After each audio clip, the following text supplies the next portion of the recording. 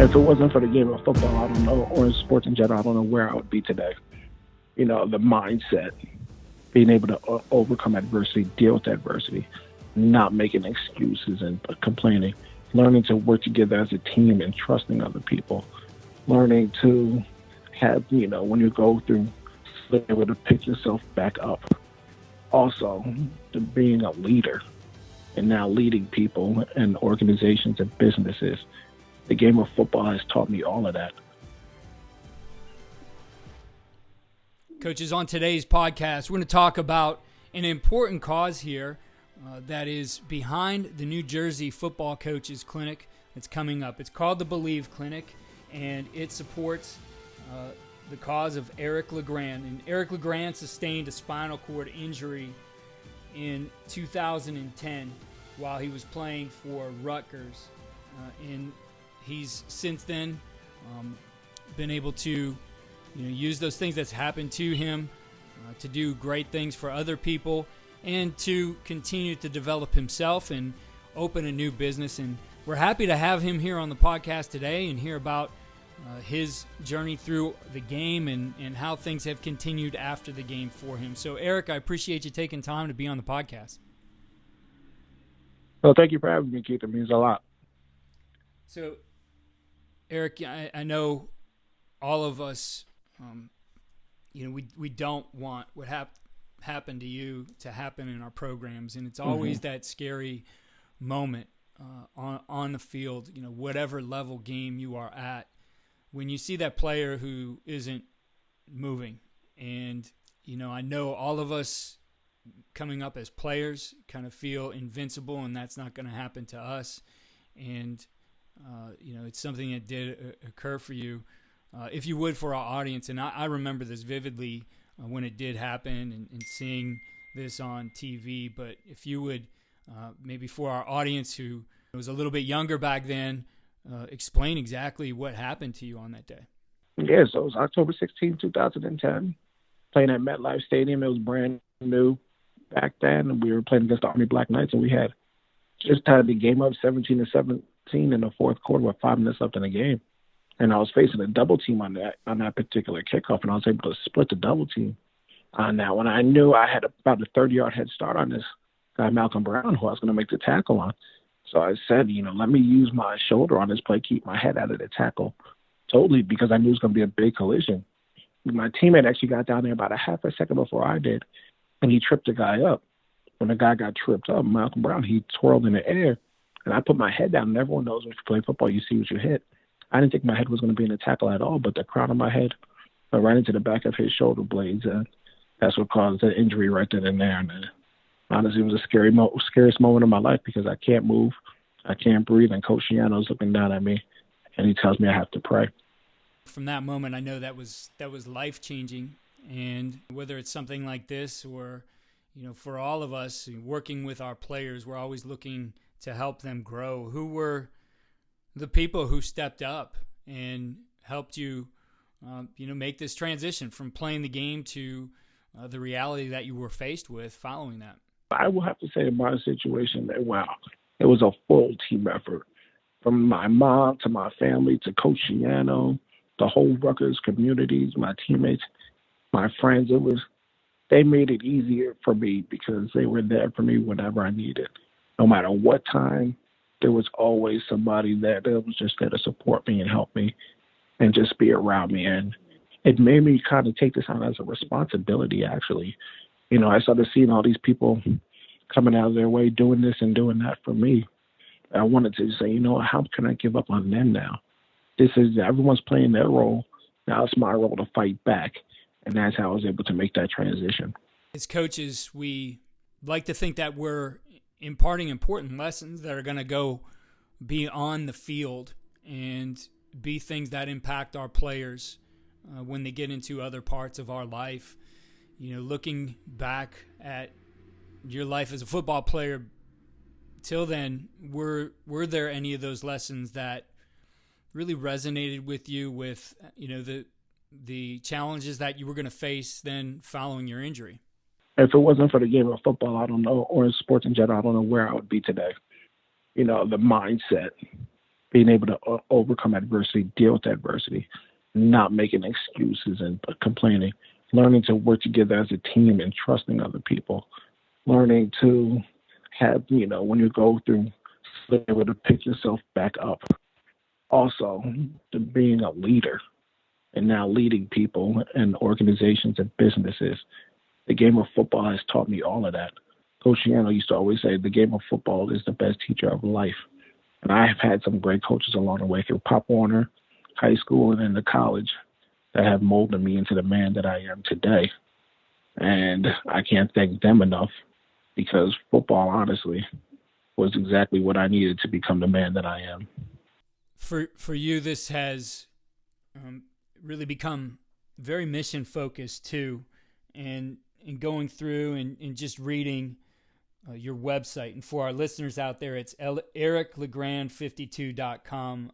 I recommend checking that out and learning more about his story.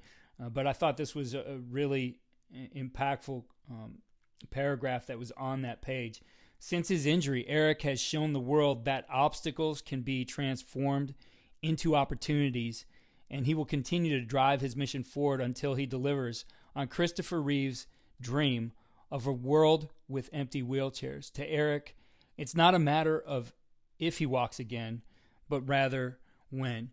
Eric, if you could talk about that and how that drives you today, not just for yourself, but for other people as well. It drives me because Christopher Reeve, it's funny, when I got injured, I didn't even know who he was. And I was born in 1990, so I didn't know the original Superman in the 70s and the 80s. But I did my research on him and his wife, and I was like, wow, what an amazing man and what he was doing after going through something that is so dramatic like he did with a spinal cord injury. And unfortunately, when he passed away, it's like there was like a shadow that came upon his spinal cord injuries, but he still had, his goal was to have a world of empty wheelchairs. And I kind of felt like when my injury happened, especially since it happened in front of so many people, that it was now my job. My torch has been passed along to me to carry out that mission. Like you said, like one man goes down, the other man picks it back up. And now I'm leader of it and trying to find a cure and raise awareness for spinal cord injuries. And that's how I feel like it's not a matter of if, it's going to be when it's going to happen. And I'm going to do everything I can in my possibility to make it happen. And everything else, I leave in God's hands. Eric, before we got going, I told you were an incredibly busy man. You're busier than football coaches. In order to just get some time on your schedule to do things, you've been involved in a lot of different things, whether that's been being an author or a sports analyst for ESPN, Sirius, the Big Ten Network, Rutgers Radio, a motivational speaker, again, that voice to the paralysis community.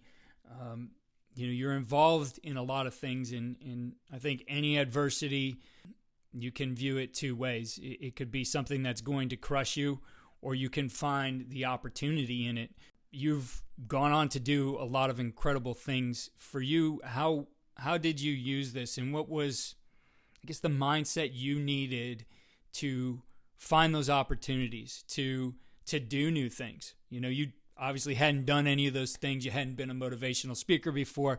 There's a lot to learn along the way to do those. So for you, what was it, I guess, that enabled you to see the opportunities and to do things outside the realm of what you had done before? So when I stopped playing football, man, I saw that there was another world outside of football. When I was at Rutgers, I was in my little bubble in Piscataway, New Jersey. It was, football class, practice, weight room sessions. That's all I knew. After I got into the real world, we call it the real world, and I started to see how I could have another impact on life, other impacts on life with my speaking, building people to building a team, coming together with my foundation for a cause, motivating people with my words and my speeches, leading to other opportunities and, down the road with my clothing line, Shop 52, and my LeGrand coffee house business endeavors. I just knew that I know how to bring people together. And that's how I've been able to be successful at. I'm genuine. What you see is what you get. And that's why I love, love it. It's easy for me because I don't have to put on a front for anybody. This is who I am. This is who I've always been. And I just try to continue to learn and grow each and every day. I know Coach Schiano's been a big part of your life, continues to be, and looking back at it, he even signed you to a professional contract when he was with the Tampa Bay Buccaneers. I'm sure you've learned a lot from him. I've heard him speak before, and he's just an incredible, he has incredible knowledge on how you build a team, on how you bring people together and work towards a common cause. How much of that you've learned from Coach now really goes into, you just mentioned your team with, especially now your new venture, your LeGrand Coffee House. How much has that really helped you along the way, that part of your education as a player now that you've been able to apply to the real world? Oh, man, we call them the Schianoisms, just things that he used to say to us. I still have them on repeat in my head and now implementing them in my life. Trust, belief, accountability. That's what's TBA. Success, the peace of mind you get knowing you did everything you could to be the best you can be. Learning to be comfortable being uncomfortable. All those Schianoisms he used to say to us, I now apply to my life and my team and trying to be a leader, because the way that he led us, to us when you're 18 and 22-year-olds, sometimes you don't understand it, and it's not always easy. It's not always fun. But when you get in the real world, you realize, wow, this man really was preparing us for the real world and things that we're going to experience and go through. And now being able to deal with some of the stuff that we went through at Rutgers, we're set up for that now. We're ready. It's not like we're going to run away from adversity or fold. No, we can handle it now. We can lead other people. People want to be around us, and it's the characteristics that we can do, that we built over those 3, 4, or 5 years at Rutgers, that now we can bring into the real world. I know in talking to a lot of coaches, especially after this past season with all the added obstacles put in place because of COVID and, throw on top of that all the different social issues that are happening in our world, that I think more than ever coaches have really had a lot added to their plate. I know there's guys who struggle with all the time they're putting into it and whether it's worth it. What's your message to coaches out there about how important this is and really how this translate when the game's over? The work that they've done really will translate and make a difference in the lives of others. I think now it makes coaches have to take a step back and reflect and sometimes see that maybe my old ways that I used to do things aren't working anymore, but also to being able to have conversations with your players, but also not being their friend, but being able to have a conversation where they can trust to come with you now. A lot of these kids nowadays, trust is huge with them, or if you feel disrespected. But at the end of the day, you're still the coach, so they have to respect you. But I think they feel better when you do ask their opinions, how they feel about certain topics. And then as the leader, as the coach, you have to make the best decision that you think for your team or your program. But at the same time, you have to take into consideration the thoughts of your other players, because, back old school, whatever the coach says, the coach, you know what I mean? But in today's world, it's a lot different. And I think coaches have to learn to adapt to the new environments that we've gone through, because, some great stuff could come from it. And honestly, it challenges you. It challenges you as a coach, because you have to learn your own new methods. Sometimes the same old thing doesn't always work.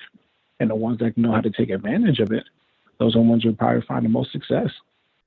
Eric, we have coaches coming together for your cause in the New Jersey Football Coaches Association Believe Clinic, which is happening April 22nd through the 24th. We have 31 coaches who've come together, high school through NFL, donating their time to this cause. After the clinic, their clinic talks will be produced as courses on CoachTube, which will continue to support the efforts of your foundation. But how much does it mean to you that these coaches are, number one, taking the time to present, but also for those coaches out there listening, how important is it to you that they attend? Oh, I'm so thankful for the Coaches Association, just even thinking about myself and my cause and my mission and my belief, because football is what made me who I am. Football is near and dear to my heart. I'll always love the game. So for the coaches coming out and supporting and want to be a part of it and, getting a lot from it as well for themselves, I just think it's huge, and I encourage people to come out and listen because you never know where a conversation may take you. You never know a connection that you may make, something you may hear that you may implement into your program. So I believe these coaches clinics are really important for coaches that are coming up in the ranks and being able to hear other people's methods and ways on how they found success. And at the end of the day, like I said, it's all for our cause too, which is pretty amazing. And I'm so thankful that they chose my cause because there's 5.6 million people that are dealing with some sort of paralysis in this country. And to be able to keep on showing people that someone's out on the forefront fighting for them, getting people all over the country to really see, you know what, we're going to get behind this cause. We're going to help find a cure for this. It's the Team LeGrand that I've been wanting to build. That's why my foundation is called Team LeGrand. And I'm so thankful that all these coaches that are going to be a part of this event are a part of Team LeGrand. Again, coaches, you can find the registration, the links, the schedule, and speakers, their topics at njfca.coachesclinic.com. I will put that link in the show notes. Eric, for our listeners, if you would, just share the places they can connect with you and the places where they can learn more about Team LeGrand. Yes, you can connect with me on all my social media platforms at Eric LeGrand 52, EricLegrand 52. My website is ericlegrand52.com.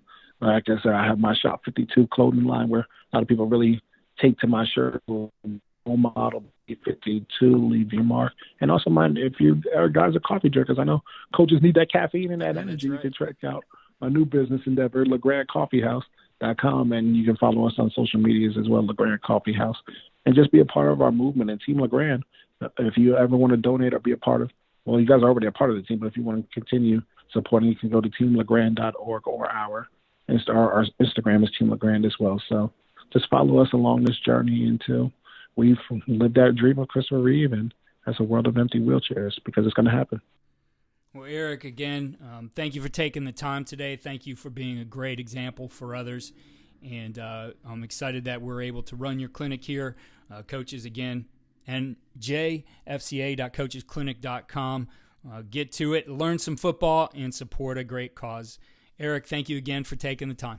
Thank you so much. I truly appreciate it. Be sure to attend the clinic this week and follow all we're doing on coachandcoordinator.com. Follow me on Twitter at Coach K. Grabowski.